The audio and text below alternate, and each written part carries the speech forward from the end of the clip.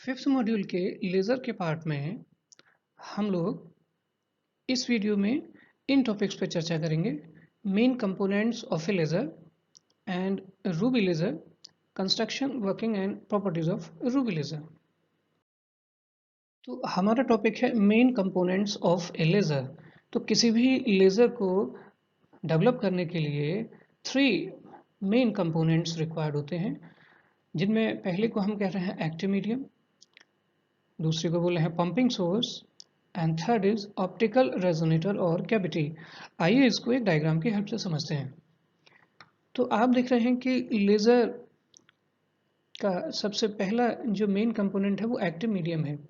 तो active medium ये वही मीडियम है जिस मीडियम में मेटा स्टेबल स्टेट्स होती हैं, जिस मीडियम में पॉपुलेशन इन्वर्जन अचीव होता है, उस मीडियम को हम एक्टिव मीडियम कहते हैं। ये मीडियम सॉलिड भी हो सकता है, लिक्विड भी हो सकता है और गैसियस फॉर्म में भी हो सकता है। सेकेंड जो मेन कंपोनेंट है उसको हम बोल रहे हैं पंपिंग सोर्स। तो अगर एक्टिव मीडियम में आपको metastable state population inversion achieve करना है तो उसके लिए पंपिंग सोर्स रिक्वायर्ड होगा।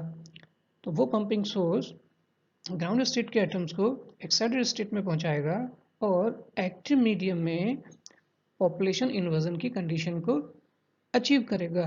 तो उस सोर्स को हम पंपिंग सोर्स बोल रहे हैं। ये पंपिंग सोर्स एक्टिव मीडियम के बेस पर डिपेंड करता है कि किस टाइप का यूज़ किया जाए। Usually solid state active medium होने पर pumping source optical pumping source use किया जाता है, और एक्टिव मीडियम अगर गैसियस फॉर्म में है तो यूजुअली इलेक्ट्रिकल पंपिंग या atom atom inelastic collision pumping use किया जाता है। थर्ड कंपोनेंट है ऑप्टिकल रेजोनेटर और कैविटी। तो एक्टिव मीडियम में जब पॉपुलेशन इन्वर्जन अचीव होगा तो उसमें हम स्टिमुलेटेड एमिशन कराएंगे।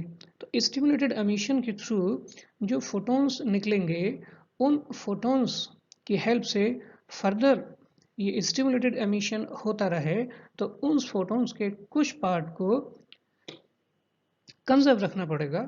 तो उसके लिए एक ऑप्टिकल रेजोनेटर और कैविटी को डेवलप किया गया है।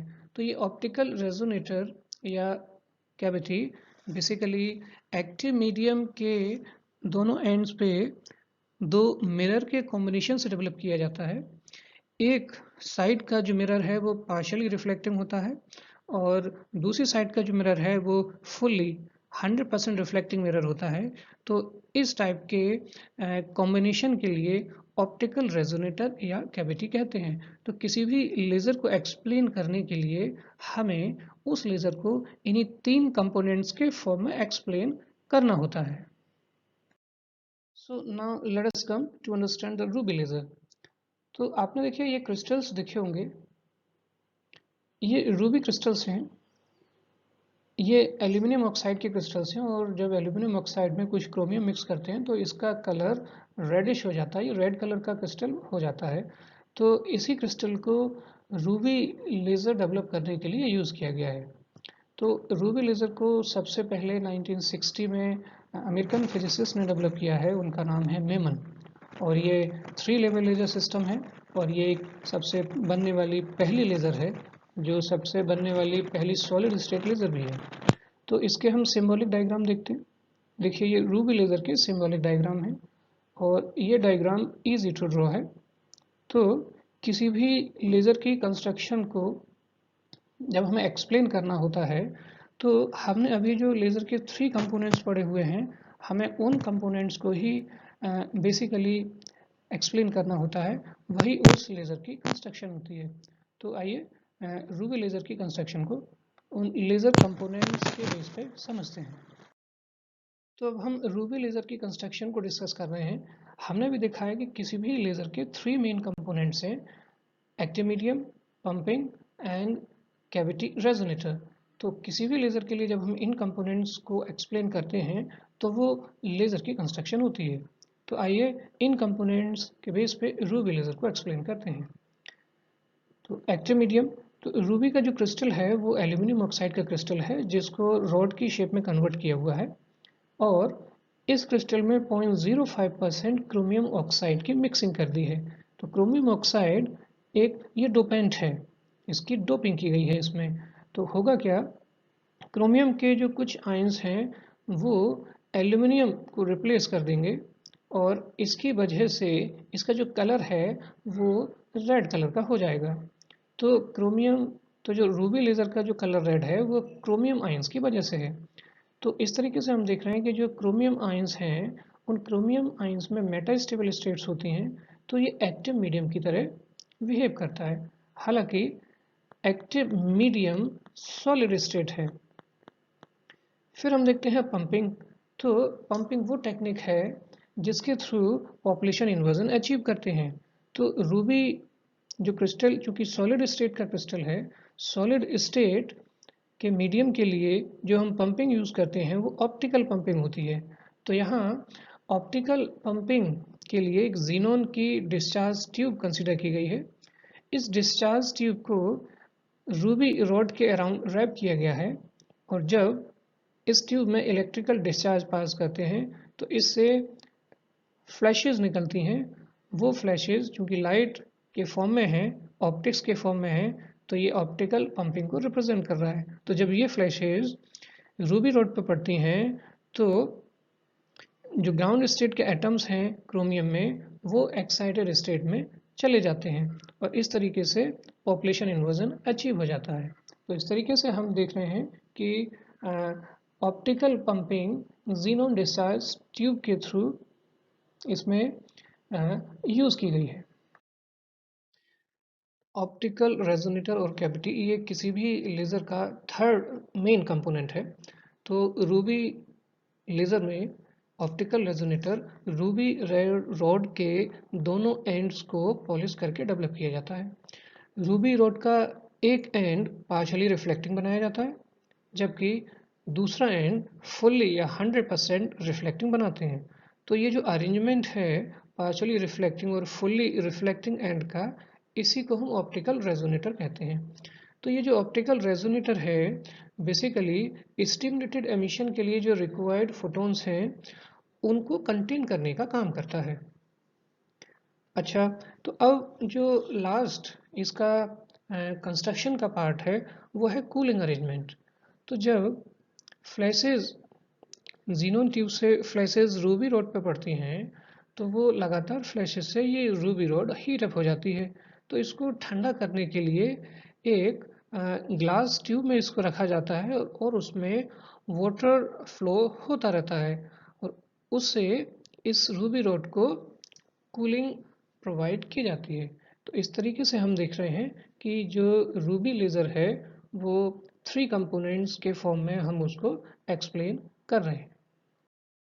तो आइए अब रूबी लेज़र की वर्किंग को समझते हैं। इसकी वर्किंग को समझने के लिए हम इस एनिमेशन का यूज़ करेंगे और रूबी लेज़र के जो एनर्जी लेवल डायग्राम है उसको एक्सप्लेन करेंगे।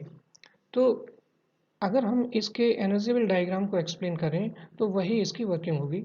तो हम इसके एनर्जी लेवल डायग्राम को या इसकी वर्किंग के लिए 3 पार्ट्स में एक्सप्लेन करेंगे। पहले इसके पंपिंग को बताएंगे, फिर पॉपुलेशन इन्वर्जन कहाँ मिल रहा है और फिर स्टिमुलेटेड एमिशन किन लेवल्स के बीच हो रहा है।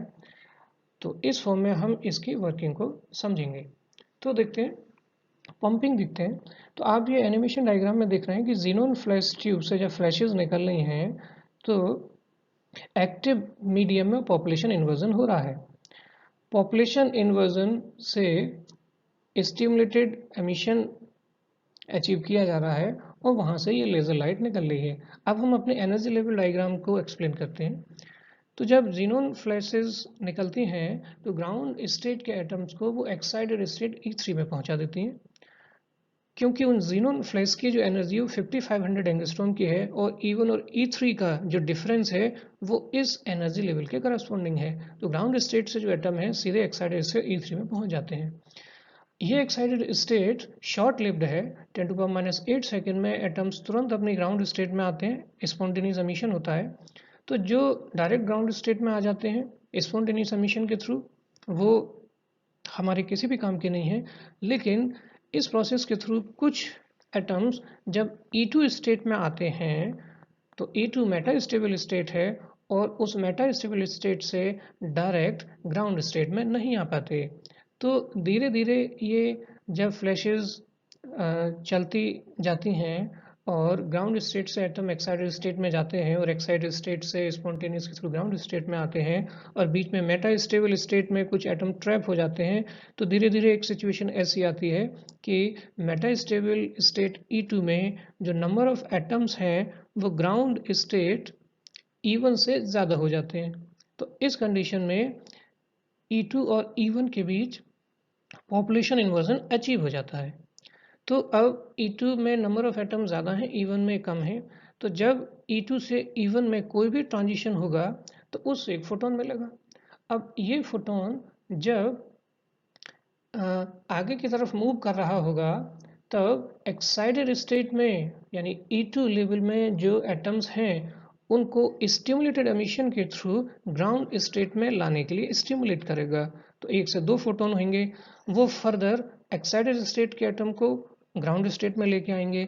तो ये प्रोसेस लगातार मल्टीप्लाई होती चली जाएगी और E2 और E1 के बीच स्टिमुलेटेड एमिशन अचीव हो जाएगा। तो इस तरीके से हम देख रहे हैं कि E2 और E1 के बीच स्टिमुलेटेड एमिशन हो रहा है क्योंकि इन्हीं लेवल्स के बीच पॉपुलेशन इन्वर्जन अचीव हुआ था। तो इस तरीके से ये E2 और E1 के बीच रूबी लेजर मिलती है जिसकी वेवलेंथ 6943 एंगस्ट्रॉम है। तो E2 और E1 के बीच ये 6943 एंगस्ट्रॉम की जो वेवलेंथ हमें मिल रही है वो वेवलेंथ इन एनर्जी लेवल के डिफरेंस के करस्पॉन्डिंग है। तो ये जो वेवलेंथ है वो रेड रीजन में लाई करती है। तो ये जो लाइट का कलर दिखता है रूबी से वो लगभग रेड कलर जैसा नजर आता है। तो इस तरीके से ये रूबी लेजर की वर्किंग है। तो आइए अब रूबी लेज़र की प्रॉपर्टी को समझते हैं। क्योंकि इसकी वेवलेंथ 6943 एंगस्ट्रॉम है, ये विजिबल स्पेक्ट्रम की रेड रीजन में लाई करती है, तो इसलिए रूबी लेज़र का जो कलर है वो रेड इस कलर का है। रूबी लेज़र पल्स लेज़र है, जो आउटपुट है वो पल्स के फॉर्म में होती है, इसलिए इसको पल्स लेज़र बोलते हैं। इसके आउटपुट की पावर बहुत ज़्यादा है, 10⁴ वाट से 10⁶ वाट तक इसकी पावर वेरी कर सकती है। इसके एप्लीकेशंस की बात करें तो इसकी पावर के बेस पे ही इसकी एप्लीकेशंस को डिफाइन किया गया है। तो इसका यूज़ होलोग्राफी इंटरफेरोमेट्री में किया जाता है क्योंकि वहाँ हाई पावर लेज़र सोर्स की रिक्वायरमेंट रहती है। क्योंकि पावर बहुत ज़्यादा होने की वजह से ये मेटल्स को इजीली वेल्ड कर सकती है, कट कर सकती है, तो लार्ज स्केल इंडस्ट्रीज़ में वेल्डिंग और कटिंग के फॉर्म में रूबी लेज़र को यूज़ किया जाता है।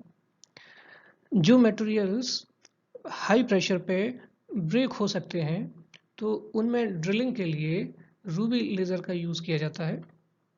तो इस तरीके से हम देखते हैं कि रूबी लेज़र का इसके आउटपुट पावर बहुत ज़्यादा होने की वजह से अलग अलग एरियाज़ में इसका यूज़ होता है।